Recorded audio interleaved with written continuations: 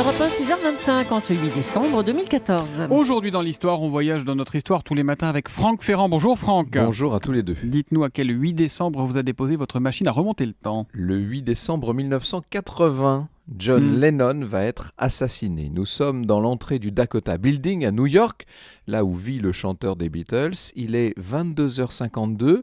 John rentre chez lui pour embrasser son fils de 5 ans, Sean, avant qu'il ne s'endorme. Mais au moment de grimper les quelques marches qui le séparent de l'entrée, un fan, au sens de fanatique cette fois, l'appelle doucement, presque en chuchotant « Monsieur Lennon ». John se retourne. L'homme est en position de tir, bien campé sur ses jambes, tenant à deux mains un calibre 38. John n'a pas le temps de réagir. Mark David Chapman, c'est son nom, vide son barillet sur l'artiste, 5 balles. John Lennon vacille, il réussit quand même à gagner le vestibule comme il peut. Le portier se précipite, seulement là il est trop tard.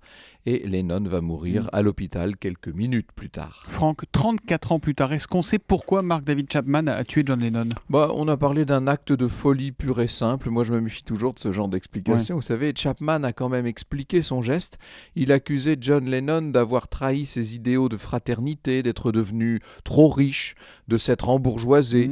Le paradoxe, c'est que ce Chapman était un véritable fan, peut-être un peu trop. Il adorait les Beatles, il adorait Lennon. Ah oui, absolument. Quelques heures plus tôt, alors que Lennon sortait de chez lui, Chapman lui avait tendu à dédicacer son exemplaire de Double Fantasy. Et alors après son crime, il cherche pas à s'enfuir, il se fait arrêter immédiatement. Oui, il a attendu tranquillement la police sur place, appuyé contre le mur, en lisant un exemplaire du roman culte de l'écrivain Salinger, L'Attrape-Cœur, un livre qui l'obsédait par ailleurs.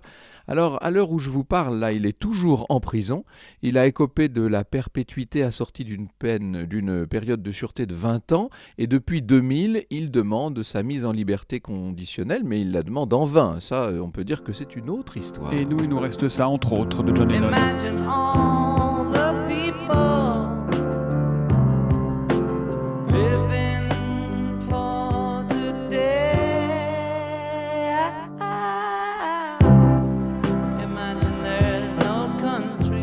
Imagine, c'était en 1971, composé par John Lennon.